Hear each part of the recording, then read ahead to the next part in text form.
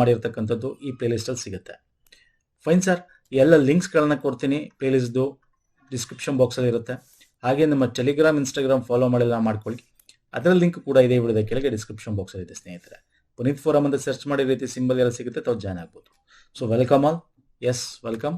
So start ಮಾಡೋಣ. ಹಾಗಾದ್ರೆ ನಾನು ತಡ ಮಾಡಲ್ಲ, ಡೈರೆಕ್ಟಾಗಿ ಕ್ವಶನ್ಸ್ಗೆ ಬರ್ತಾನೆ. ಸೊ ಇತ್ತೀಚೆಗೆ ಬಂದಿರತಕ್ಕಂಥ KPSCಯ 2020 ಬಂದಿರೋ ಕ್ವಶನ್ಸ್ಗಳಿದು ವೆರಿ ಇಂಪಾರ್ಟೆಂಟ್ ಇರುತ್ತೆ ಅಪ್ಕಮಿಂಗ್ ಎಕ್ಸಾಮ್ಸ್ಗೆ. ಈ ಕೆಳಗಿನವುಗಳಲ್ಲಿ ಯಾವುದು ಭಾರತದ ಸಂಸತ್ತಿನ ಅತಿ ದೊಡ್ಡ ಸಮಿತಿ ಆಗಿದೆ? ನೋಡಿ, ಕಮಿಟೀಸ್ಗಳು ಅಂತ ಹೇಳಿದಾಗ ಸ್ನೇಹಿತರೆ ನಿಮಗೆ ಎರಡು ರೀತಿ ಬರುತ್ತೆ. ಓಕೆ, ಒಂದು ಪರ್ಮನೆಂಟ್ ಕಮಿಟಿಗಳು, ಅಂದರೆ ನಾವು ಸ್ಟ್ಯಾಂಡಿಂಗ್ ಕಮಿಟಿ ಅಂತ ಕರಿತೀವಿ, ಸ್ಟ್ಯಾಂಡಿಂಗ್ ಕಮಿಟಿ. ಇನ್ನೊಂದು ಅಡ್ಹೋಕ್ ಕಮಿಟಿ ಅಂತ ಕರಿತೀವಿ, ಅಡ್ಹೋಕ್ ಕಮಿಟಿ ಅಂತ. ಸೊ ಈ ಟೈಪ್ ಕಮಿಟಿಗಳಲ್ಲಿ especially this is very important. So ಈ ಅಂದಾಜು ಸಮಿತಿ, ಸಾರ್ವಜನಿಕ ಲೆಕ್ಕಪತ್ರ ಸಮಿತಿ ಅಂದರೆ estimate committee, the public account committee, ಸಾರ್ವಜನಿಕ ನಿಗಮಗಳ ಸಮಿತಿ, ಪಬ್ಲಿಕ್ ಅಂಡರ್ಟೇಕಿಂಗ್ ಕಮಿಟಿ, ಇದೆಲ್ಲ ನಮಗೆ ಈ standing committee, permanent account committee ಅಂತ ಹೇಳ್ತೀವಲ್ಲ ಅದರಲ್ಲಿ ಬರುತ್ತೆ. ಇದ್ರ ಬಗ್ಗೆ ನಾವು ಬ್ರಿಟಿಷ್ ಒಂದು ಪಾರ್ಲಿಮೆಂಟ್ ಸಿಸ್ಟಮ್ ಇಂದ ಇದನ್ನ ಎತ್ಕೊಂಡಿರ್ತಕ್ಕಂಥದ್ದು. ಇಲ್ಲಿ ಕ್ವಶನ್ ಏನಿದೆ, ಅತಿ ದೊಡ್ಡ ಸಮಿತಿ ಯಾವುದು ಅಂದ್ರೆ ಯಾವ್ದ್ರಲ್ಲಿ ತುಂಬಾ ಜನ ಮೆಂಬರ್ಸ್ ಇರ್ತಾರೆ ಅಂತ. ಇವೆಲ್ಲ ಎಕ್ಸಾಮ್ ಅಲ್ಲಿ ಕೇಳಿದಾನೆ, ಸಿಂಪಲ್ ಕ್ವಶನ್ಸ್ ಕೇಳ್ತಾನೆ. ಅಂದಾಜು ಸಮಿತಿ, ಎಸ್ಟಿಮೇಟ್ ಕಮಿಟಿಲಿ ಎಷ್ಟು ಜನ ಇರ್ತಾರೆ, ಮತ್ತೆ ಲೋಕಸಭೆಯಿಂದ ಇರ್ತಾರ, ರಾಜ್ಯಸಭೆಯಿಂದ ಇರ್ತಾರ. ಫಾರ್ ಎಕ್ಸಾಂಪಲ್, ಸಾರ್ವಜನಿಕ ಲೆಕ್ಕಪತ್ರ ಸಮಿತಿಲಿ ಲೋಕಸಭೆಯಿಂದ ಎಷ್ಟು, ರಾಜ್ಯಸಭೆಯಿಂದ ಎಷ್ಟು, ಹಿಂಗೆಲ್ಲ ಕೇಳ್ತಾನೆ. ಸೊ ದ ರೈಟ್ ಆನ್ಸರ್ ಅಂದಾಜು ಸಮಿತಿ, ಎಸ್ಟಿಮೇಟ್ ಕಮಿಟಿ ಅಂತ ಕರಿತೀವಿ. ಸೊ ನಾನು ನಿಮ್ಗೆ ಹೇಳಿದೆ standing committee is a permanent committee. This are all ನಾವು ಒಂದು ಈ ಪರ್ಮನೆಂಟ್ ಕಮಿಟಿ ಅಂತ ಏನ್ ಕರಿತೀವಲ್ಲ, ಇದು ಈಚ್ ಸೆಷನ್ ಆಫ್ ಪಾರ್ಲಿಮೆಂಟ್ ಅಲ್ಲಿ ಕಾನ್ಸ್ಟಿಟ್ಯೂಟ್ ಮಾಡ್ತೇವೆ, ಅಂದ್ರೆ ಎಸ್ಟಾಬ್ಲಿಷ್ ಮಾಡ್ತೇವೆ until the end of sessions ಇರ್ತವೆ. ಅಡೋಕ್ ಕಮಿಟಿ ಅಂತಕ್ಕಂಥದ್ದು ಏನಿದೆ, ಇದು ಟೆಂಪರರಿ ಕಮಿಟಿ. ಇದು ಒಂದು ಪರ್ಟಿಕ್ಯುಲರ್ ಬಿಲ್ಗೆ ಅಥವಾ ಸ್ಪೆಸಿಫಿಕ್ ಮ್ಯಾಟರ್ಸ್ಗೋಸ್ಕರ ಮಾಡ್ತಕ್ಕಂಥದ್ದು. ಈ ಅಡೋಕ್ ಕಮಿಟಿಲಿ ಕ್ವೈರಿ ಕಮಿಟಿ, ಅಡ್ವೈಸರಿ ಅಂತ ಇರುತ್ತೆ, that is not much important. Standing committee ಇದೆಯಲ್ಲ ಅದರಲ್ಲಿ ನಾವು estimate committee, public account committee, committee on public undertaking ಅಂತ ಕರಿತೀವಿ ಸ್ನೇಹಿತರೆ. ಎಸ್ಟಿಮೇಟ್ ಕಮಿಟಿಲಿ 30 ಜನ ಇರ್ತಾರೆ, ಎಲ್ಲರೂ ಕೂಡ ಲೋಕಸಭಾದವರೇ ಇರ್ತಾರೆ. ಓಕೆ, 10 year 1 year, ಯಾಕಂದ್ರೆ ಸೆಷನ್ 1 year ಸೆಷನ್ ಏನು ಓಪನ್ ಆಗಿರುತ್ತೆ ಅವಾಗ ಇದು ಕಾನ್ಸ್ಟಿಟ್ಯೂಟ್ ಆಗುತ್ತೆ. ಪಬ್ಲಿಕ್ ಅಕೌಂಟ್ ಕಮಿಟಿಲಿ 22 ಜನ ಇರ್ತಾರೆ, 15 ಜನ ಲೋಕಸಭೆ, 7 ಜನ ರಾಜ್ಯಸಭೆಯಿಂದ ಇರ್ತಾರೆ. ಕಮಿಟಿ ಆನ್ ಪಬ್ಲಿಕ್ ಅಂಡರ್ಟೇಕ್ಸ್ ಇಂದ 22 ಜನ ಒನ್ಸ್ ಅಗೇನ್, 15 ಜನ ಲೋಕಸಭೆ, 7 ಜನ ರಾಜ್ಯಸಭೆದವರು ಇರ್ತಾರೆ. ಸೊ ಹಾಗಾದ್ರೆ ಇಲ್ಲಿ ಅತ್ಯಂತ ಹೆಚ್ಚು ದ ಲಾರ್ಜೆಸ್ಟ್ ಕಮಿಟಿ ಯಾವುದು? Estimate committee. ಅಂಡ್ ಇಲ್ಲಿ ಎಲ್ಲ ಕಮಿಟಿ ಇಂಪಾರ್ಟೆಂಟ್ ಹೋಗಿ ಇದನ್ನು ಕೂಡ ಎಕ್ಸಾಮ್ ಅಲ್ಲಿ ಕೇಳ್ತಾರೆ. ಸೊ ಇದು ಕೂಡ ನೋಡ್ಕೊಳ್ಳಿ, ಎಷ್ಟು ಜನ ಮೆಂಬರ್ಸ್ ಇರ್ತಾರೆ, ಏನು ಎತ್ತ ಅಂತ. Okay, this is most important thing. ನಾನು ಎಲ್ಲ ಕೂಡ ಡೀಟೇಲ್ ಆಗಿ ಹೇಳಿದ್ದೀನಿ ಅನ್ಕೋತೀನಿ. ಸೊ ನೆಕ್ಸ್ಟ್ ಕ್ವಶನ್ ಹೋಗೋಣ ಬನ್ನಿ. Very important question. ಉಚ್ಚ ನ್ಯಾಯಾಲಯಕ್ಕೆ ಸಂಬಂಧಿಸಿದಂತೆ ನ್ಯಾಯಾಧೀಶರ ನೇಮಕದಲ್ಲಿ ಈ ಕೆಳಕಂಡವರು ಭಾಗವಹಿಸುತ್ತಾರೆ. High court reference to appointment of judges of high court. ಯಾರ್ಯಾರು ಹೈಕೋರ್ಟ್ ಜಡ್ಜಸ್ ನ ಅಪಾಯಿಂಟ್ ಮಾಡ್ತಾರೆ ಅಂತ ಹೇಳ್ತೀರಾ?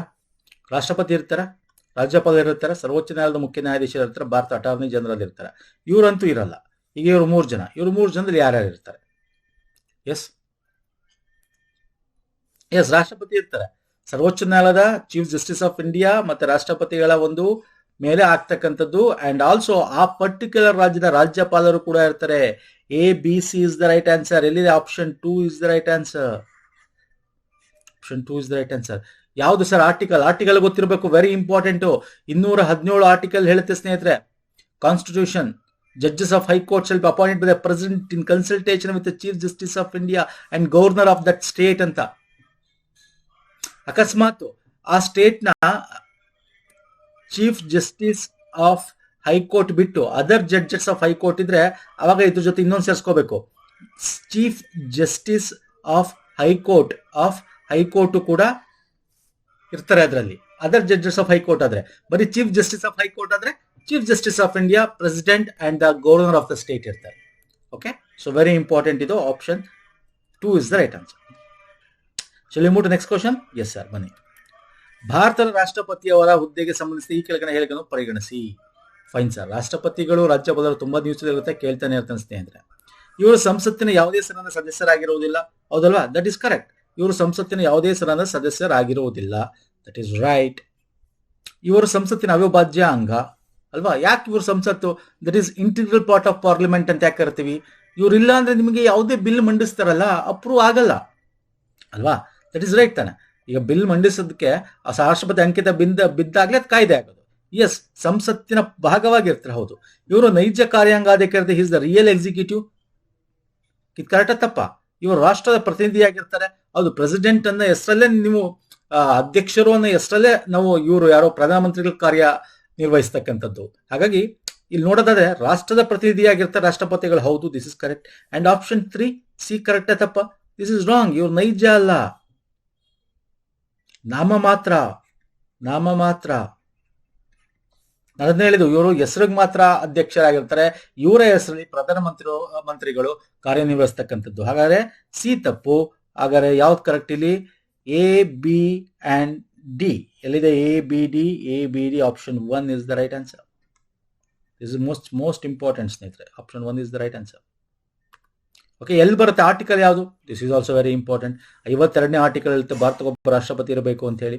53ನೇ ಆರ್ಟಿಕಲ್ ಇರುತ್ತೆ ಅವರ ಕಾರ್ಯಾಂಗದ ಬಗ್ಗೆ. ಇವರು ನೈಜ ಕಾರ್ಯಾಂಗವಾದ ನಾಮ ಮಾತ್ರ ಕಾರ್ಯಾಂಗವಾಗಿರುತ್ತಾರೆ ಅಂತ ಹೇಳ್ತಕ್ಕಂಥದ್ದು ಅಲ್ವಾ? Yes, so very important question ಇದು. ಇಲ್ಲಿ ಯಾವುದು ಸರ್? Option 1 is the right answer. ಅಂದ್ರೆ ಎ ಬಿ ಡಿ. ಸಿ ತಪ್ಪು, ಇಲ್ಲಿ A B C is the right answer. Okay, next ಬರ್ತೇನೆ. ಭಾರತೀಯ ಪೌರತ್ವ ಕಾಯ್ದೆ ಎನ್ನು ಕೆಳಗಿನ ಯಾವ ವರ್ಷದಲ್ಲಿ ಅನುಮೋದನೆಗೊಳಿಸಲಾಯಿತು? ಫಸ್ಟ್ ಟೈಮ್ ಯಾವಾಗ ಬಂದಿದ್ದು ಭಾರತೀಯ ಪೌರತ್ವ ಕಾಯ್ದೆ? ಪೌರತ್ವನ ಹೆಂಗ್ ಪಡ್ಕೋಬಹುದು, ಹೆಂಗ್ ತ್ಯಜಿಸಬಹುದು, ಇದು ಕೂಡ ಗೊತ್ತಿರಬೇಕು. ಹೆಂಗ್ ಪಡ್ಕೊಳ್ಳೋದು, ಎಷ್ಟು ಆಪ್ಷನ್ಸ್ ಇದೆ, ಯಾವ ರೀತಿ ಪಡ್ಕೋಬಹುದು? ನ್ಯಾಚುರಲ್ ಆಗಿರ್ಬೋದು, ಬೈ ಬರ್ತ್ ಆಗಿರ್ಬೋದು, ಬೈ ರಿಜಿಸ್ಟ್ರೇಷನ್ ಆಗಿರ್ಬೋದು. ಹೇಳಿ ನೋಡೋಣ, ಕಮೆಂಟ್ ಮಾಡಿ ಫಟಾಫಟ್ ಅಂತ.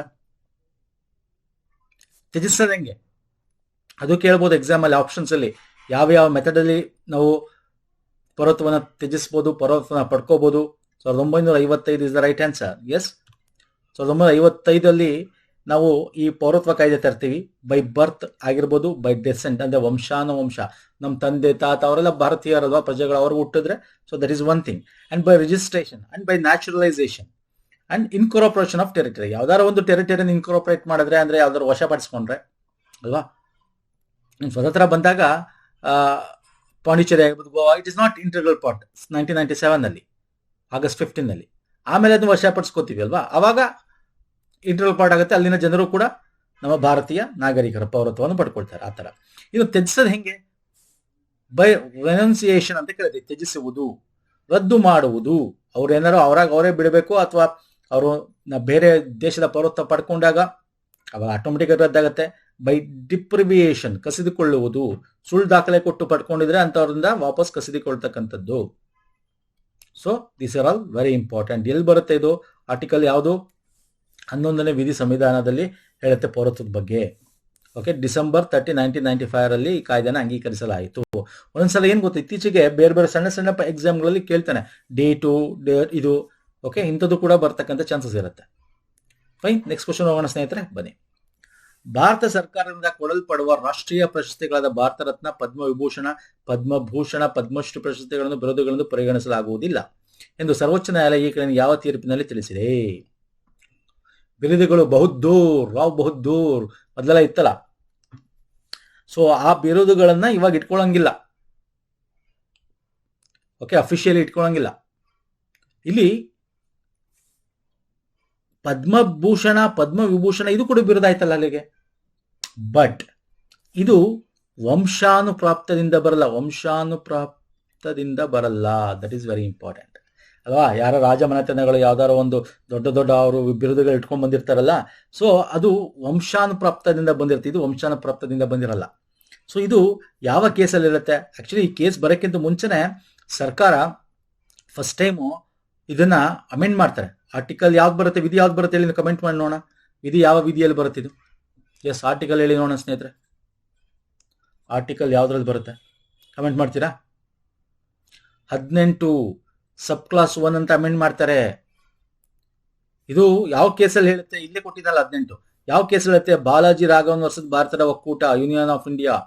ಆಕ್ಚುಲಿ ಮೊರಾರ್ಜಿ ದೇಸಾಯಿ ಅವರು ಇದು ಸರಿ ಇಲ್ಲ ಅಂತ ತೆಗ್ದಾಕ್ಬಿಟ್ಟಿರ್ತಾರೆ. ಪದ್ಮವಿಭೂಷಣ, ಭಾರತ ರತ್ನ ಇದಾವ್ದು ಇರಲ್ಲ. ಇಂದಿರಾ ಗಾಂಧಿ ವಾಪಸ್ ಅದನ್ನ ರಿಎಸ್ಟಾಬ್ಲಿಷ್ ಮಾಡ್ತಾರೆ. ಆಯ್ತಾ? ಇಂದಿರಾ ಗಾಂಧಿ ವಾಪಸ್ ಅದನ್ನ ರಿಎಸ್ಟಾಬ್ಲಿಷ್ ಮಾಡ್ತಾರೆ. I will show you. 18 ಬಿರುದು ಭಾವಗಳ ರದ್ದತಿ ಬಗ್ಗೆ ಮಾತಾಡಿದ್ದಾರೆ. 1970 ಮೊರಾರ್ಜಿ ದೇಸಾಯಿ ಸರ್ಕಾರದಿಂದ ವಜಾಗೊಳಿಸಿರುತ್ತೆ. ಜಮೀನ್ದಾರ್, ಬಹುದ್ದೂರ್, ಮಾರ್ತಾಂಡ ಈ ತರದಲ್ಲಿ ಇಟ್ಕೋಬಾರ್ದು ಅಂತ. ಹಾಗಾಗಿ ಭಾರತ ರತ್ನ, ಪದ್ಮವಿಭೂಷಣ ಇದು ಕೂಡ ಅದೇ ಕ್ಯಾಟಗರಿಗೆ ಬರುತ್ತೆ ಅಂತ. ಬಟ್ ಅದು ಅಲ್ಲ ಅಂತಕ್ಕಂಥದ್ದು 1980 ಇಂದಿರಾ ಗಾಂಧಿ ಸರ್ಕಾರ ಪುನರ್ ಪ್ರಾರಂಭಿಸುತ್ತೆ. ಇದ್ರ ಬಗ್ಗೆ ಪಬ್ಲಿಕ್ ಇಂಟ್ರೆಸ್ಟ್ ಲಿಟಿಗೇಷನ್ ಹೋಗಿ ಕೇಸ್ ಆಗುತ್ತೆ. 1996 ಅಲ್ಲಿ ಅವಾಗ ಸುಪ್ರೀಂ ಕೋರ್ಟ್ ಹೇಳ್ತಕ್ಕಂಥದ್ದು, it is not title within the meaning of article. ನಾವು ಆಲ್ರೆಡಿ ಆರ್ಟಿಕಲ್ ಕೂಡ ಅಮೆಂಡ್ ಆಗಿದೆ, ಸೊ ಅದ್ರ ಒಳಗೆ ಇದನ್ನ ಟೈಟಲ್ ಅಂತ ಕನ್ಸಿಡರ್ ಮಾಡಲ್ಲ ಅಂತ ಹೇಳ್ತಾರೆ ಈ ಪ್ರಶಸ್ತಿನ. Okay, so this is very important. Option 3 is the right answer ಇಲ್ಲಿ. Balaji Raghavan versus union of India. Fine sir. Next, ಈ ಕೆಳಕಂಡ ಯಾವುದು ಹಣಕಾಸು ಆಯೋಗಕ್ಕೆ ಸಂಬಂಧಿಸಿದ ತಪ್ಪಾದ ಹೇಳಿಕೆ? ನೋಡಿ, ಇದು ನೆಗೆಟಿವ್ ಸ್ಟೇಟ್ಮೆಂಟ್ ಸ್ನೇಹಿತರೆ, ನೆಗೆಟಿವ್ ಸ್ಟೇಟ್ಮೆಂಟ್ ತಪ್ಪಾಗಿರೋದು. ಇಲ್ಲಿ 4 ಆಪ್ಷನ್ ಅಲ್ಲಿ 3 ಕರೆಕ್ಟ್, 1 ತಪ್ಪು. ಬನ್ನಿ ಎಲ್ಲ ಆಪ್ಷನ್ ನೋಡೋಣ. ಇದನ್ನು ಸಂವಿಧಾನದ 280ನೇ ವಿಧಿಯ ಅನ್ವಯ ಪ್ರತಿ 5 ವರ್ಷಕ್ಕೊಮ್ಮೆ ರಚಿಸಲಾಗ್ತದೆ. ಹೌದಲ್ವಾ? ಹಣಕಾಸು ಆಯೋಗ ಆವಾಗಲೇ ತಾನೆ. ಈಗ ಅಟ್ ಪ್ರೆಸೆಂಟ್ ಎಷ್ಟನೇ ಆಯೋಗ ಇದೆ? 16ನೇ ಆಯೋಗ ಭಾರತದಲ್ಲಿ. 16ನೇ ಫೈನಾನ್ಸ್ ಕಮಿಷನ್ ಇದೆ. ಅದರ ಅಧ್ಯಕ್ಷ ಯಾರು ಹೇಳಿ? ಇದು ಭಾರತದಲ್ಲಿ. ಕರ್ನಾಟಕದಲ್ಲಿ ಯಾವುದಿದೆ? ಕಮೆಂಟ್ ಮಾಡಿ. ಕರ್ನಾಟಕದಲ್ಲಿ ಇರ್ತಕ್ಕಂಥ ಫೈನಾನ್ಸ್ ಕಮಿಷನ್ ಎಷ್ಟನೇದು ಅಂಡ್ ಅದರ ಅಧ್ಯಕ್ಷರು ಯಾರು? ಕಮೆಂಟ್ ಮಾಡಿ ನೋಡೋಣ. ಹಣಕಾಸು ಆಯೋಗದ ಸದಸ್ಯರ ಅರ್ಹತೆಯನ್ನು ರಾಷ್ಟ್ರಪತಿ ನಿರ್ಧರಿಸುತ್ತಾರೆ. ಇದು ಭಾರತದ ಆರ್ಥಿಕ ಒಕ್ಕೂಟದ ಸಮತೋಲನ ಚಕ್ರವಾಗಿ ಕಾರ್ಯನಿರ್ವಹಿಸುತ್ತದೆ. ಹಣಕಾಸು ಆಯೋಗದ ಸದಸ್ಯರನ್ನು ರಾಷ್ಟ್ರಪತಿಯವರು ನೇಮಕ ಮಾಡುತ್ತಾರೆ. ಯಾವ್ದು ಕರೆಕ್ಟ್ ಆನ್ಸರ್ ಇಲ್ಲಿ? ಆಪ್ಷನ್ 1 ಕರೆಕ್ಟ್ ಇದೆ. ಇಲ್ಲಿ ಯಾವ್ದು ತಪ್ಪಾಗಿರೋದು ಹೇಳಬೇಕು, ವಿಚ್ ಇಸ್ ನಾಟ್ ಕರೆಕ್ಟ್ ಅಂತ ಹೇಳಬೇಕು. So which is not correct ಅಂದ್ರೆ it is negative statement. Option 1 ಸರಿ ಇದೆ. ಆಪ್ಷನ್ 4 ನೋಡಿ, ರಾಷ್ಟ್ರಪತಿಕರ ನೇಮಕ ಮಾಡ್ತಾರೆ ಸದಸ್ಯರು, ಅದು ಕರೆಕ್ಟ್ ಇದೆ. ಓಕೆ. ಆಪ್ಷನ್ 3 ಇದು ಭಾರತ ಆರ್ಥಿಕ ಒಕ್ಕೂಟ ಸಮತೋಲನ ಚಕ್ರವಾಗಿ ಕಾರ್ಯನಿರ್ವಹಿಸುತ್ತೆ. ಹೌದು ಸರ್, ಅದೇನ್ ಕೆಲಸ? ಸೆಂಟ್ರಲ್ ಸ್ಟೇಟ್ ನಡುವೆ ಹೆಂಗೆ ದುಡ್ಡನ್ನ ಡಿಸ್ಟ್ರಿಬ್ಯೂಷನ್ ಮಾಡಬೇಕು ಅಂತ, ಗ್ರಾಂಟ್ಸ್ ಆಗಿರ್ಬೋದು, ಟ್ಯಾಕ್ಸಸ್ ಬಗ್ಗೆ ಆಗಿರ್ಬೋದು, ಕರೆಕ್ಟ್ ಇದು. ಆಪ್ಷನ್ 2 ತಪ್ಪಿದು, ದಿಸ್ ಇಸ್ ರಾಂಗ್. ಸೊ ಹಾಗಾಗಿ ದಿಸ್ ಇಸ್ ರೈಟ್ ಆನ್ಸರ್. ರಾಷ್ಟ್ರಪತಿಯ ಅರ್ಹತೆಯನ್ನು ರಾಷ್ಟ್ರಪತಿ ನಿರ್ಧರಿಸಲ್ಲ. ಹಣಕಾಸು ಆಯೋಗದವ್ರನ್ನ ಹೆಂಗೆ ಮಾಡ್ತಾರೆ? ಮಂತ್ರಿಮಂಡಲ 5 ವರ್ಷಕ್ಕೊಮ್ಮೆ ಕೇಂದ್ರ ಸಚಿವ ಸಂಪುಟದ ಪ್ರಧಾನಮಂತ್ರಿ ನೇತೃತ್ವದ ಕೇಂದ್ರ ಸಚಿವ ಸಂಪುಟದ ಆಧಾರದ ಮೇಲೆ ಅಲ್ವಾ? ಈಗ ಪ್ರೆಸೆಂಟ್ ಯಾರಿದ್ದಾರೆ ಹೇಳಿ ನೋಡೋಣ. ಕರ್ನಾಟಕದಲ್ಲಿ 5ನೇ ಆಯೋಗ ಇದೆ ಅನ್ಕೋತೀನಿ, if I am not wrong. 16ನೇ ಆಯೋಗದ ಅಧ್ಯಕ್ಷರು ಯಾರು ಹೇಳ್ಬೇಕು ಫಟಾಫಟ್ ಅಂತ ಸ್ನೇಹಿತರೆ? Doctor Arvind Panagariya. Present 5th finance commission of Karnataka ಯಾರು? C Narayana Swamy. Is very important. Okay, shall we move to next question. ಬನ್ನಿ. ಭಾರತದ ರಾಷ್ಟ್ರಪತಿಯವರ ಶಾಸನೀಯ ಅಧಿಕಾರಕ್ಕೆ ಸಂಬಂಧಿಸಿದಂತೆ ಈ ಕೆಳಗಿನ ಸರಿಯಾದ ಆಯ್ಕೆಗಳನ್ನು ಗುರುತಿಸಿ. ರಾಷ್ಟ್ರಪತಿಗಳಿಗೆ ಏನೇನು ಅಧಿಕಾರ ಇದೆ? ಶಾಸನೀಯ ಅಧಿಕಾರ ಇದೆ, ಕಾರ್ಯಾಂಗದ ಅಧಿಕಾರ ಇದೆ. ಅದು ಬಿಟ್ರೆ ನಿಮಗೆ ಮತ್ತೆ ಇನ್ಯಾವುದಿದೆ? ಶಾಸನೀಯ, ಕಾರ್ಯಾಂಗ, ಮತ್ತೆ ಇನ್ಯಾವುದಿದೆ ಫಟಾಫಟ್ ಅಂತ. ಮತ್ತೆ ಅವರು ಮಿಲಿಟರಿ ಅಧಿಕಾರ ಸಪರೇಟ್ ಇದೆ, ಅವ್ರದ್ದೇ ಸಪರೇಟ್ ಆದ ಅಧಿಕಾರಗಳು ಅಲ್ವಾ? ಸೊ ಯಾವುದು ಇಲ್ಲಿ? ಶಾಸನೀಯ, ಲೆಜಿಸ್ಲೇಟಿವ್ ಪವರ್ ಅಂತ ಕೊಟ್ಟಿದ್ದಾರೆ. ನ್ಯಾಯಾಂಗದ ಅಧಿಕಾರನೂ ಕೂಡ ಇದೆ ಅವರಿಗೆ. ಇಲ್ಲಿ ನೋಡಿ, ಮೊದಲ ಅಧಿವೇಶನ ಪ್ರಥಮ ಭಾಷಣ ಮಾಡೋದು. ಮೊದಲು ರಾಷ್ಟ್ರಪತಿಗಳು ಸಂಸತ್ತಲ್ಲಿ ರಾಜ್ಯಪಾಲರು ಹೆಂಗ್ ಮಾಡ್ತಾರೆ ಹಂಗೆ ಫಸ್ಟ್ ಅಧಿವೇಶನ ಆಗಿರ್ಬೋದು, ಫಸ್ಟ್ ವರ್ಷದ ಇಲ್ಲ ಅಥವಾ ಹೊಸ ಇದು ಬಂದಾಗ. Yes, that is correct. ಶಾಸನಕ್ಕೆ ಪೂರ್ವಾನುಮತಿ ನೀಡುವ ಅಧಿಕಾರ. Previous sanctions to legislation. ಒಂದಷ್ಟು ಬಿಲ್ಗೆ ಒಂದಷ್ಟು ಸ್ಯಾಂಕ್ಷನ್ಸ್ ಗಳನ್ನ ಕೊಡ್ತಾರೆ, ಅವರು ಅಪ್ರೂವ್ಗಳನ್ನ ಕೊಡ್ತಾರೆ. Yes, this is correct.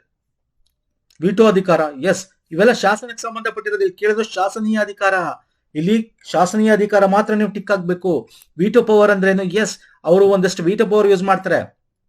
Absolute veto, suspensive veto, ಇವೆಲ್ಲ that part of veto power. ಅಂದ್ರೆ ಇದರಲ್ಲಿ ಅವ್ರು ಏನ್ ಅಪ್ರೂವ್ ಕೊಡ್ತಾರೆ ಅದು ಶಾಸನ ಆಗುತ್ತೆ, ಅಂದ್ರೆ ಶಾಸನೀಯ ಅಧಿಕಾರದಲ್ಲಿ ಬರುತ್ತೆ. Yes, this is correct answer. ಸುಗ್ರೀವಾಜ್ಞೆ ಹೊರಡಿಸೋ ಅದು ಕೂಡ ಶಾಸನ ತಾನೆ. ಒಂದು ಸುಗ್ರೀವಾಜ್ಞೆ ಅಂದ್ರೆ ಏನಾದ್ರು ಒಂದು ಕಾಯ್ದೆ ಬರೋ ರೀತಿ ಅಲ್ವಾ? ಯಾವಾಗ ಪಾರ್ಲಿಮೆಂಟ್ ಅಲ್ಲಿ ಅಂದ್ರೆ ಸಿಸ್ಟಮ್ ಸಂಸತ್ತಿರಲ್ಲ ಅಧಿವೇಶನದಲ್ಲಿ, ಅವಾಗ ಹೊರಡಿಸ್ತಕ್ಕಂಥದ್ದು. Yes, this is correct. ಕ್ಷಮಾಪಣ ಅಧಿಕಾರ, ದಿಸ್ ಇಸ್ ರಾಂಗ್. ಎಸ್, ಇದಿದೆ, it is a part of ಒಂದು ಪವರ್ ಆಫ್ ಪ್ರೆಸಿಡೆಂಟ್, ಬಟ್ ಇದು ಶಾಸನೀಯ ಅಧಿಕಾರ ಅಲ್ಲ. ಹಾಗಾದ್ರೆ ಯಾವುದು? ABCD is the right answer. ಎಲ್ಲಿದೆ ABCD? ಆಪ್ಷನ್ 2. ಹಾಗಾದ್ರೆ ಕ್ಷಮಾ ಅಂದ್ರೆ ಪರ್ಡನಿಂಗ್ ಪವರ್ ಅಂತ ಏನ್ ಕರಿತೀವಿ, ಅದು ಯಾವ್ದ್ರಲ್ಲಿ ಬರುತ್ತೆ ಹೇಳಿ ನೋಡೋಣ? ದಟ್ ಈಸ್ ನ್ಯಾಯಾಂಗದ ಅಧಿಕಾರದಲ್ಲಿ ಬರುತ್ತೆ. ನ್ಯಾಯಾಂಗದ ಅಧಿಕಾರ, ಶಿಕ್ಷೆ ಕಡಿಮೆ ಮಾಡೋದು, ರದ್ದುಪಡಿಸುವುದು ನ್ಯಾಯಾಧಿಕಾರ. ಶಾಸನಾಧಿಕಾರ ಜಂಟಿ ಅಧಿವೇಶನ ಕರೆಯೋದಾಗಿರ್ಬೋದು, ಅಪ್ರೂವಲ್ ಕೊಡೋದಾಗಿರ್ಬೋದು, ಮಸೂದೆಗಳನ್ನ.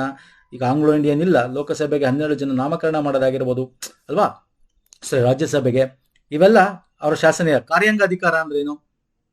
ಅಟಾರ್ನಿ ಜನರಲ್ ನೇಮಕಾತಿಗಳನ್ನ ಮಾಡ್ತಾರೆ. ಪ್ರಧಾನಮಂತ್ರಿ ನೇಮಕ, ಸುಪ್ರೀಂ ಹೈಕೋರ್ಟ್ ನ್ಯಾಯಾಧೀಶರ ನೇಮಕ, ಹಣಕಾಸು ಆಯೋಗ ಮತ್ತು ಅವ್ರನ್ನ ನೇಮಕ ಮಾಡೋದು, ಚುನಾವಣಾ ಆಯುಕ್ತರ ನೇಮಕ, ಶಿಫಾರಸ್ಸಿನ ಮೇರೆಗೆ, ಇವೆಲ್ಲ ಶಿಫಾರಸ್ಸಿನ ಮೇರೆಗೆ ಮಾಡೋದು. ಸೊ ಇವೆಲ್ಲ ಶಾಸನೀಯ ಕಾರ್ಯಾಂಗದ ಅಧಿಕಾರದಲ್ಲಿ ಬರುತ್ತೆ. ನೋಡಿ ಹೆಂಗಿದೆ ಕ್ವಶನ್ಸ್ಗಳು ಹೆಂಗೆ ಕೇಳ್ತಾನೆ. ಸೊ ನೀವು ಡೀಟೇಲ್ ಆಗಿ ಓದಿರ್ಬೇಕು. ಹಾಗೆ ಯಾವ್ದು ಶಾಸನೀಯ ದಂಡಾಧಿಕಾರಗಳು ಬರ್ತದೆ ಅವ್ರದ್ದು. Okay, so this are all very important questions ಸ್ನೇಹಿತರೆ. ನೆಕ್ಸ್ಟ್ ಹೋಗೋಣ ಬನ್ನಿ.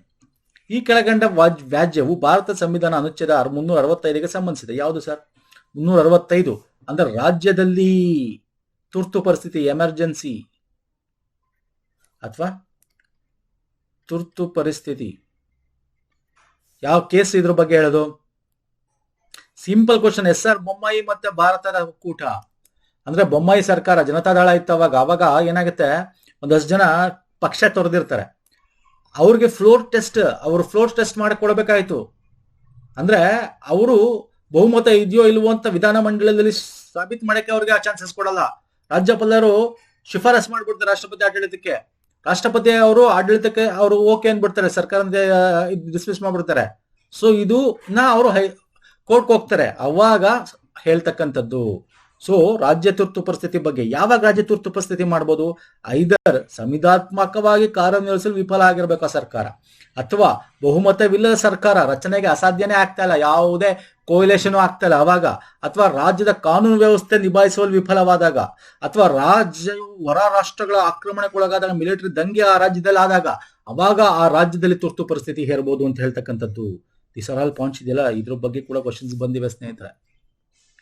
ಓಕೆ, ಇನ್ನು SR ಬೊಮ್ಮಾಯಿಗೆ ಬಂದಾಗ, ಸೊ ಅದೇ ಫ್ಲೋರ್ ಟೆಸ್ಟ್ ಮಾಡಕ್ ಕೊಡಲ್ಲ. So okay, this is very important ಒಂದು. ಇನ್ನು ಇಲ್ಲಿ ಬೇರೆ ಬೇರೆ ಕೇಸು ಇದೆ. State of Rajasthan versus union of India, Rameswar Prasad versus union of India, Manohar Lal versus union of India.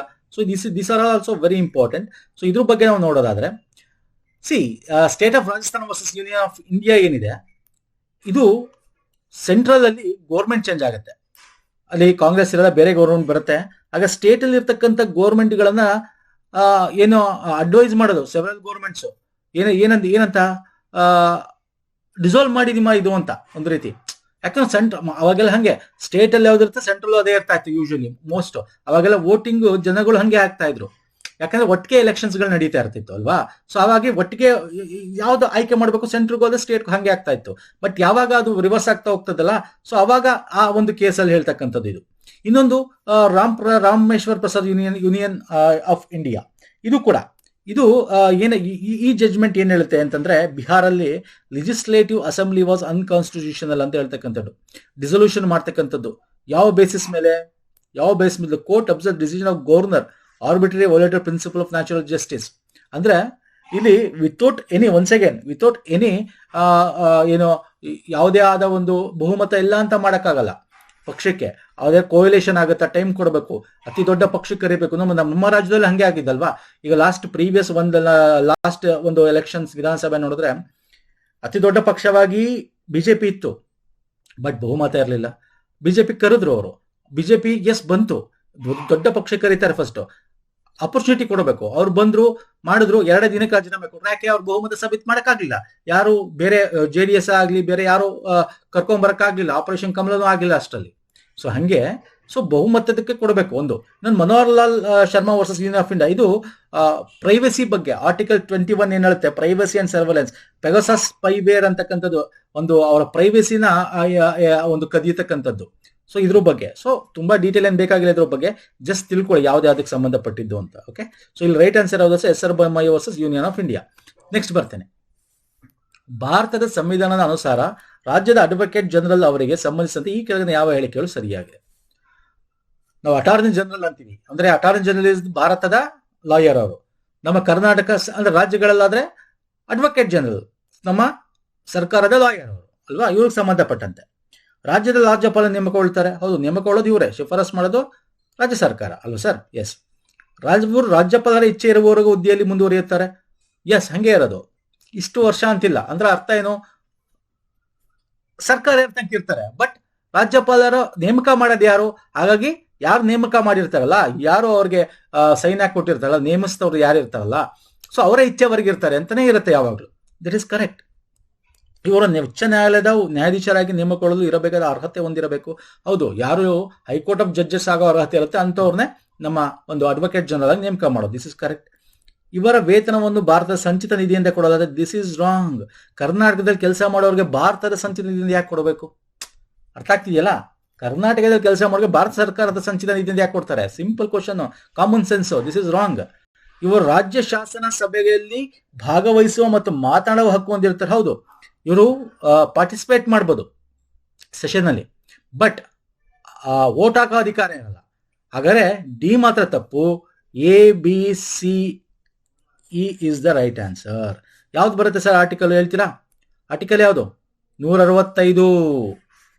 ಅದೇ ರೀತಿ ಅಟಾರ್ನಿ ಜನರಲ್ ಆರ್ಟಿಕಲ್ ಯಾವುದು? ಇದು advocate general. Attorney general article ಯಾವುದು ಹೇಳಿ ನೋಡೋಣ. Attorney general article I think so 73 if I am not wrong ಅಲ್ವಾ? ನೋಡಿ, comment ಮಾಡಿ. ಫೈನ್. ನೋಡಿ, ಅವರು ಭಾರತದ ಪ್ರಜೆಯಾಗಿರುವ ಹೈಕೋರ್ಟ್ ನ್ಯಾಯಾಧೀಶರಾಗಿ ಇವರಿಗೆ ಮಹಾಯೋಗ ಮಾಡುವಂತಿಲ್ಲ. ಮಂತ್ರಿಮಂಡಲ ಶಿಫಾರಸಿನ ಮೇಲೆ ರಾಜ್ಯಪಾಲರ ನೇಮಕ ಮಾಡ್ತಾರೆ. ಇವರು ರಾಜ್ಯಪಾಲರ ಇಚ್ಛೆ ಇರೋವರೆಗೂ ಅಧಿಕಾರದಲ್ಲಿ ಇರ್ತಾರೆ. ಓಕೆ, ಇವೆಲ್ಲ ಗೊತ್ತಿರಲಿ. ನೆಕ್ಸ್ಟ್ ಬರೋಣ ಬನ್ನಿ. ಭಾರತ ಸಂವಿಧಾನದ ಬೆಳವಣಿಗೆ ಸಂಬಂಧಿಸಿದ ಈ ಕೆಳಗಿನ ಕಾಯ್ದೆಯ ಪ್ರಮುಖ ಲಕ್ಷಣಗಳಲ್ಲಿ ಯಾವುದು ಸತ್ಯವಾಗಿದೆ? ಓಕೆ, ಸಂವಿಧಾನದ ಬೆಳವಣಿಗೆ ಹೆಂಗಾಗ್ತಾ ಬಂತು. ಓಕೆ, ಅಂದ್ರೆ ನಾವೇನ್ ಹೇಳ್ತೀವಿ, ಇದೆಲ್ಲ ಮಾಡಿದೀವಿ ನಮ್ಮ. ನೋಡಿ, ಇದಕ್ಕೆ ಇವಾಗೆಲ್ಲ ಏನ್ ಮಾಡ್ತಾ ಇದೆಯಲ್ಲ, ನಿಮ್ಗೆ ಲಿಂಕ್ ಕೊಡ್ತೀನಿ ಬೇಕಾದ್ರೆ. ಕಂಪ್ಲೀಟ್ ಒಂದೇ ವಿಡಿಯೋದಲ್ಲಿ ನಾವು ಕವರ್ ಮಾಡಿರ್ತಕ್ಕಂಥ ಅಥವಾ ನಮ್ಮ ಟೆಲಿಗ್ರಾಮ್ ಚಾನಲ್ ಶೇರ್ ಮಾಡ್ತೀನಿ, ಅದನ್ನ ನೋಡ್ಕೊಳ್ಳಿ. ಅಥವಾ ಪ್ಲೇ ಲಿಸ್ಟ್ ಇರುತ್ತೆ, ಅಲ್ಲೋಗಿ ನೋಡ್ಬೋದು ತಾವು. ಭಾರತ ಸರ್ಕಾರ ಕಾಯ್ದೆ 1858 ಭಾರತದ ಮೇಲಿನ ಸಾರ್ವಭೌಮತ್ವವನ್ನು ಈಸ್ಟ್ ಇಂಡಿಯಾ ಕಂಪನಿಯಿಂದ ಬ್ರಿಟಿಷ್ ಚಕ್ರಾಪದ್ಯ ಸ್ವಾಧೀನಪಡಿಸಿಕೊಂಡಿತು. ಕರೆಕ್ಟಾ? ಇದು ಕರೆಕ್ಟ್ ಅಲ್ವಾ ಸರ್? ಏನೋ ನಾವು ಸ್ವತಂತ್ರ ಸಂಗ್ರಾಮ ಅಂತೀವಿ, ಅವಾಗ ಇಲ್ಲಿ ಕಂಪನಿ ಆಡಳಿತನ ಬ್ರಿಟಿಷ್ ಒಂದು ಸರ್ಕಾರ ಕಿತ್ಕೊಳ್ಳುತ್ತೆ, ಯಾಕಂದ್ರೆ ಸರಿ ಇಲ್ಲ ಇದು ಅಂತ ಹೇಳಿ. So this is correct. ಭಾರತೀಯ ಕೌನ್ಸಿಲ್ ಕಾಯ್ದೆ 1909 ಪ್ರಾಂತೀಯ ಶಾಸನ ಸಮಿತಿಯ ಸದಸ್ಯರ ಸಂಖ್ಯೆಯನ್ನು ಕಡಿತಗೊಳಿಸಿತು. ಅಂದ್ರೆ ಪ್ರೊವಿನ್ಷಿಯಲ್ ಲೆಜಿಸ್ಲೇಟಿವ್ ಕೌನ್ಸಿಲ್ ಮೆಂಬರ್ಸ್ ಏನ್ ಜನ ಇದ್ರು ಅದನ್ನ ನಂಬರ್ಸ್ ನ ಕಮ್ಮಿ ಮಾಡಿದ್ರು ಅಂತ. ಕರೆಕ್ಟಾ ಇದು? ಹೇಳಿ ನೋಡೋಣ, ಕಮೆಂಟ್ ಮಾಡಿ ಫಟಾಫಟ್ ಅಂತ. ಭಾರತ ಸರ್ಕಾರ ಕಾಯ್ದೆ 1919 ಕೇಂದ್ರದಲ್ಲಿ ಅಧಿಕಾರ ವಿಭಜನೆ ಅಂದ್ರೆ ಡೈರಾರ್ಕಿ ಸಿಸ್ಟಮ್ ಸೆಂಟ್ರಲ್ ತಂತು ಅಂತ. ಕರೆಕ್ಟಾ ಇದು? ಹೇಳಿ, ಕಮೆಂಟ್ ಮಾಡಿ ನೋಡೋಣ. ಭಾರತ ಸರ್ಕಾರ ಕಾಯ್ದೆ 1935 ಸಂಯುಕ್ತ ವ್ಯವಸ್ಥೆ ಮತ್ತು ಪ್ರಾಂತೀಯ ಸ್ವಾಯತ್ತತೆ ತಂತು. ಹೌದಲ್ವಾ? 1935 ಇಸ್ ವೆರಿ ಇಂಪಾರ್ಟೆಂಟ್ ನಮಗೆ. ಏನ್ ಮಾಡುತ್ತೆ 1935? ನಿಮಗೆ ಕರೆಕ್ಟ್ ಆಗಿ ವಿಭಜನೆ ಮಾಡುತ್ತೆ. ಏನ್ ವಿಭಜನೆ ಮಾಡುತ್ತೆ? ರಾಜ್ಯ ಪಟ್ಟಿ ಪ್ಲಸ್ ಕೇಂದ್ರ ಪಟ್ಟಿ, ಸಮವರ್ತಿ ಪಟ್ಟಿ. ಸೊ ಅಲ್ಲಿ ಡಿವಿಷನ್ ಆಫ್ ಇದಾಗುತ್ತೆ, ಸ್ವಾಯತ್ತತೆ ಕೊಡುತ್ತೆ ಪ್ರಾಂತೀಯಕ್ಕೆ. This is correct. ಭಾರತದ ಸ್ವತಂತ್ರ ಕಾಯ್ದೆ 1947 ವಿಧಾನಮಂಡಲ ಸಾರ್ವಭೌಮತ್ವವನ್ನು ಪರಮಾಧಿಕಾರ ನೀಡುತ್ತೆ. ಹೌದು, 1947 ಸ್ವತಂತ್ರ ಕೊಡ್ತದ್ದು. ಅಂದ್ರೆ ಸಂಸತ್ತು ಅಥವಾ ವಿಧಾನಮಂಡಲ ಅಥವಾ ಏನ್ ನಾವು ಹೇಳ್ತೀವಿ ಅದಕ್ಕೆ ಸ್ವಾಯತ್ತತೆ ಅಥವಾ ಪರಮಾಧಿಕಾರ ಕೊಡೋದು. This is correct.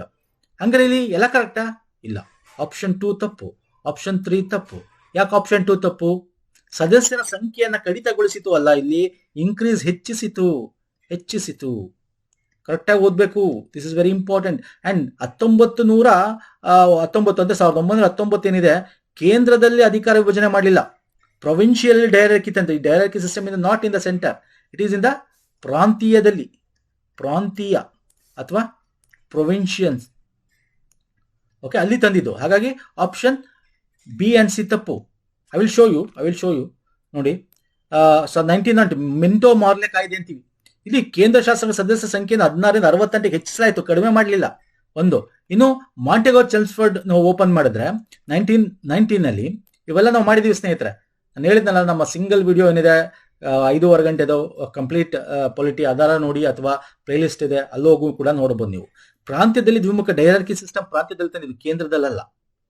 Okay, so ಹಾಗಾಗಿ ಇಲ್ಲಿ ಈ 2 ಆಪ್ಷನ್ ಬಿ ಮತ್ತೆ ಸಿ ತಪ್ಪು. ಹಾಗಾಗಿ ಎ ಡಿ ಅಂದ್ರೆ option 3 is the right answer. ಅರ್ಥ ಆಯ್ತಲ್ಲ? ನೋಡಿ ಹೆಂಗ್ ಕೇಳ್ತಾನೆ. This is KPSC 2025 this year question from KPSC group C. Next ಬರ್ತೇನೆ. ಈ ಕೆಳಗಿನವುಗಳು ರಾಜ್ಯ ನಿರ್ದೇಶಕ ತತ್ವಗಳಿಗೆ ಸಂಬಂಧಿಸಿದ ಸತ್ಯವಾಗಿದೆ. Okay, directive principle of state DPSP ಸಂಬಂಧಪಟ್ಟಂತೆ ಕೊಟ್ಟಿದ್ದಾನೆ. ನೋಡೋಣ ಬನ್ನಿ, ವೆರಿ ಈಸಿ ಇರುತ್ತೆ. ಸಂವಿಧಾನದ 16 ಅನುಚ್ಛೇದಗಳು ರಾಜ್ಯದ ನೆಲೆ ತತ್ವಗಳಿಗೆ ಸಂಬಂಧಪಟ್ಟಿವೆ. ಅಂದ್ರೆ 16 ಆರ್ಟಿಕಲ್ ಇದೆ, ಅದು ಡೈರೆಕ್ಟಿವ್ ಪ್ರಿನ್ಸಿಪಲ್ ಆಫ್ ಸ್ಟೇಟ್ ಪಾಲಿಸಿಗೆ ಒಳಗೊಂಡಿದೆ ಅಂತಿದೆ. ಸರಿನಾ ಇದು ತಪ್ಪಾ? ಇದು ಸ್ವಲ್ಪ ಕನ್ಫ್ಯೂಷನ್ ಅನ್ಸುತ್ತೆ, ಬಟ್ ನೋಡೋಣ, ಆಪ್ಷನ್ಸ್ಗಳು ನೋಡೋಣ ಬನ್ನಿ. ಮಾನವ ಹಕ್ಕುಗಳು ಸಾರ್ವತ್ರಿಕ ಘೋಷಣೆಯಿಂದ ಪ್ರಭಾವಿತವಾಗಿದೆ. ಹೌದು, ಇದು DPSP ಮಾಡ್ಬೇಕಾದ್ರೆ human rights declaration of human rights ಅಂದ್ರೆ, ಇಲ್ಲಿ ಡಿಕ್ಲರೇಷನ್ ಆಫ್ ಹ್ಯೂಮನ್ ರೈಟ್ಸ್ ಅಂದ ತಕ್ಷಣ ಇಲ್ಲಿ ಯಾವುದು ಅಂದ್ರೆ ಸೋಶಿಯೋ ಅಂಡ್ ಎಕಾನಮಿ ರೈಟ್ಸ್ ಗಳನ್ನ ಇಟ್ಕೊಂಡು ಅವು ಆ ಒಂದು ಹಕ್ಕುಗಳು ಜನಕ್ಕೆ ಸಿಗಬೇಕು ಅನ್ನೋ ಒಂದು ಬೇಸಿಸ್ ಮೇಲೆ DPSC ಮಾಡಿದ್ದು. This is correct. Option 2 correct. K ಮುಂಚಿದವರ ಪ್ರಕಾರ ಬ್ಯಾಂಕ್ನ ಸಂಪನ್ಮೂಲ ಅನುಮತಿ ನೀಡಿದರೆ ಮಾತ್ರ ರಾಜ್ಯ ನಿರ್ದೇಶಕ ತತ್ವಗಳು ಬ್ಯಾಂಕ್ ಚೆಕ್ ಅನ್ನು ಸಾಧ್ಯವಾದಾಗ ಬಟವಾಡೆ ಮಾಡುತ್ತದೆ. Yes, this is correct, but not K Munshi ಅವರಲ್ಲ. ಓಕೆ, ಅಂದ್ರೆ ಡೈರೆಕ್ಟಿವ್ ಪ್ರಿನ್ಸಿಪಲ್ಸ್ ಏನು ಅಂದ್ರೆ ಚೆಕ್ ಇದ್ದಂಗೆ ಅದು. ಬ್ಯಾಂಕ್ ಯಾವಾಗ ಬ್ಯಾಂಕ್ ಅದನ್ನ ತನ್ನಲ್ಲಿ ದುಡ್ಡಿದೆ ಅವಾಗ ಮಾತ್ರ ಡ್ರಾ ಮಾಡ್ಕೋಬೇಕು ಅಂತ ಅಂದಾಗ, ಅಂದ್ರೆ DPSP ಅಂದ್ರೇನು, ಸರ್ಕಾರ ಹೆಂಗ್ ನಡೆಸ್ಬೇಕು ಅನ್ನೋದು ಹೇಳುತ್ತೆ, ಹೆಂಗೆ ಸರ್ಕಾರ ನಡಿಬೇಕು ಅಂತ ಹೇಳ್ತಾರೆ. ಇದು ಸರಿಯಾಗಿ ಸರ್ಕಾರ ಇಲ್ಲಿ ಇರ್ತಕ್ಕಂಥ DPSP ಇರ್ತಕ್ಕಂಥ ಸಂವಿಧಾನದ ಪ್ರಕಾರ ಇಂಪ್ಲಿಮೆಂಟ್ ಮಾಡ್ರೆ ನಮ್ಮ ಭಾರತ ರಾಮರಾಜ್ಯ ಆಗ್ಬಿಡುತ್ತೆ.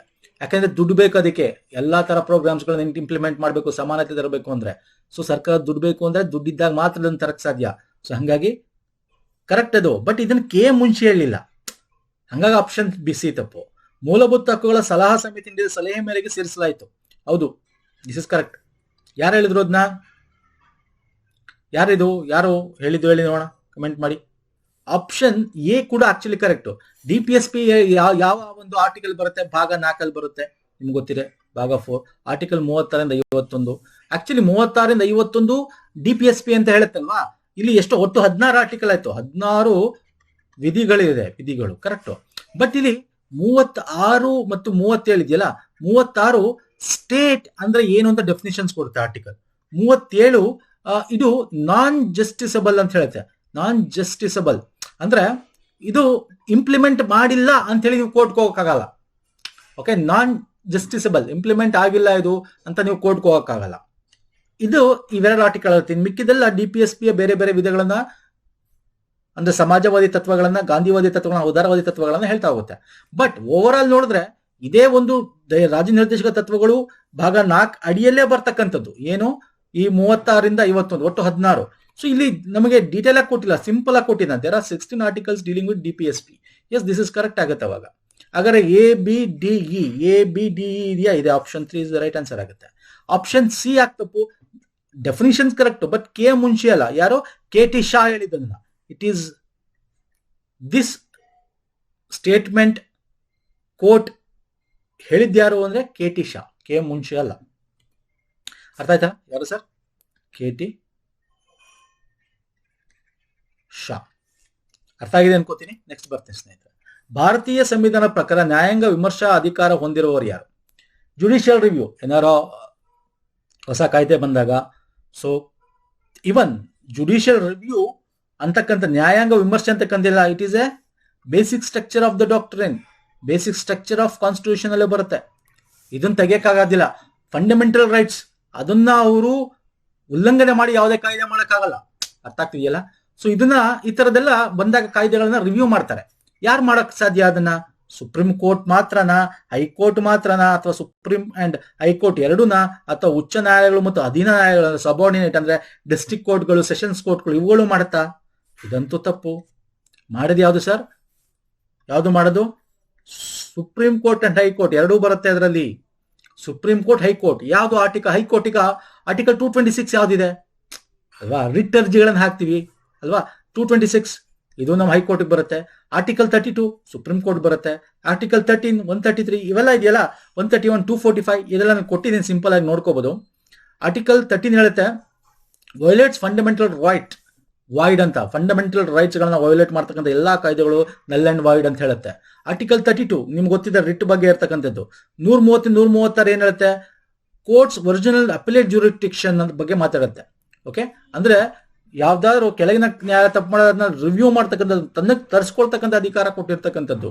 ಹಾಗೆ 226 ಅಂತ ನಿಮ್ಗೆ ಗೊತ್ತಿದೆ, ಹೈಕೋರ್ಟ್ ರಿಟ್ ಒಂದು ಇರ್ತಕ್ಕಂಥದ್ದು ಅಲ್ವಾ? ಸೊ ಹಿಂಗೆ ಒಂದಷ್ಟು ಆರ್ಟಿಕಲ್ಸ್ ಇದೆ. ಇವೆಲ್ಲ ಜುಡಿಷಿಯಲ್ ರಿವ್ಯೂ ಬಗ್ಗೆ ಡೈರೆಕ್ಟ್ ಆಗಿ ಜುಡಿಷಿಯಲ್ ರಿವ್ಯೂ ಅಂತ ಹೆಡಿಂಗ್ ಇಲ್ಲ, ಬಟ್ ಅದಕ್ಕೆ ಸಂಬಂಧಪಟ್ಟಂತೆ ಆರ್ಟಿಕಲ್ಸ್ ಗಳು ಹೇಳ್ತಾ ಹೋಗ್ತದೆ. ಅದನ್ನೇ ಹೇಳೋದು, ಸಂವಿಧಾನ ಅಂತಕ್ಕಂಥದ್ದು ಇದೆಯಲ್ಲ, ಅದು ಪ್ರತಿದಿನ ಪ್ರತಿ ಒಂದು ಕೇಸ್ಗಳು ಡೈಲಿ ಅಪ್ಡೇಟ್ ಆಗ್ತಾನೆ ಇರ್ತದೆ. ಫಂಡಮೆಂಟಲ್ ರೈಟ್ಸ್ ಗಳಲ್ಲಿ ಇನ್ಕ್ಲೂಡ್ ಆಗ್ತಾನೆ ಇರುತ್ತೆ, ಯಾವ್ದಾದ್ರು ಫಂಡಮೆಂಟಲ್ ರೈಟ್ಸ್ ಗಳು ಯಾವ್ದಾದ್ರು ಅಂತ. ಹಂಗೆ ಒಂದೊಂದು ಸ್ಟೇಟ್ಮೆಂಟ್ಸ್ ಗಳು ಸರ್ಕಾರ ಅಲ್ಲ, ಹೈಕೋರ್ಟ್ ಅಲ್ಲ, ಸುಪ್ರೀಂ ಕೋರ್ಟ್ಗಳೇ ತನ್ನ ಒಂದು ಜಡ್ಜ್ಮೆಂಟ್ ಬೇರೆ ಜಡ್ಜ್ಮೆಂಟ್ ಅಲ್ಲಿ ಮಾಡಿಫೈ ಮಾಡಿರೋದು ಉಂಟು. ಹಂಗೆ ಇದನ್ನ ಎಕ್ಸ್ಪ್ಯಾಂಡ್ ಮಾಡ್ತಾ ಹೋಗ್ತಾರೆ ಪ್ರತಿ ಒಂದು ಜಡ್ಜ್ಮೆಂಟ್ ಗಳಲ್ಲಿ. Okay, so this is very important, ನೋಡ್ಕೊಳ್ಳಿ ಎಕ್ಸಾಮ್ ಪರ್ಪಸ್ ಇಂದ. ಸೊ ಹೀಗೆ ಒಂದಷ್ಟು ಕ್ವಶನ್ಸ್ ಗಳು ಮುಂದೆ ತರ್ತೀನಿ ಸ್ನೇಹಿತರೆ. ಇಷ್ಟ ಆಗಿದೆ ಅನ್ಕೋತೀನಿ. ಇಷ್ಟ ಆಗಿರೋ ಲೈಕ್ ಮಾಡಿ, ಶೇರ್ ಮಾಡಿ, ಸಬ್ಸ್ಕ್ರೈಬ್ ಮಾಡ್ಕೊಂಡಿಲ್ಲ ಮಾಡ್ಕೊಳ್ಳಿ. ನೋಡಿ, ಪ್ಲೇ ಲಿಸ್ಟ್ ಲಿಂಕ್ ಕೊಟ್ಟಿದ್ದೀನಿ. ನಾವು ಪ್ರೀವಿಯಸ್ ಮಾಡಿರ್ತಕ್ಕಂಥ ಎಲ್ಲಾ GK 100+ ವಿಡಿಯೋಸ್ಗಳಿದೆ, ಇವನ್ನೆಲ್ಲ ನೋಡಿ ತುಂಬಾ ಡೀಟೇಲ್ ಆಗಿ ಎಕ್ಸ್ಪ್ಲೇನ್ ಮಾಡಿದೀವಿ, ನೋಡ್ಕೊಳ್ಳಿ. ಓಕೆ, ಹಾಗೆ ನಮ್ಮ ಟೆಲಿಗ್ರಾಮ್, ಇನ್ಸ್ಟಾಗ್ರಾಮ್ ಫಾಲೋ ಮಾಡಿಲ್ಲ ಅಂದ್ರೆ ಮಾಡಿ ಸ್ನೇಹಿತರೆ. ಲಿಂಕ್ ಡಿಸ್ಕ್ರಿಪ್ಷನ್ ಬಾಕ್ಸ್ ಅಲ್ಲಿ ಪುನೀತ್ ಫೋರಂ ಅಂತ ಸರ್ಚ್ ಮಾಡಿ ಸಿಗುತ್ತೆ. Any doubt before end next session please comment ಮಾಡಿ. ಓಕೆ, ನೆಕ್ಸ್ಟ್ ಒಳ್ಳೆ ಪುನಃ ಸಿಗ್ತೀನಿ. ನಮಸ್ಕಾರ, ಧನ್ಯವಾದಗಳು. ಥ್ಯಾಂಕ್ ಯು ಸೋ ಮಚ್ ಸ್ನೇಹಿತರೆ.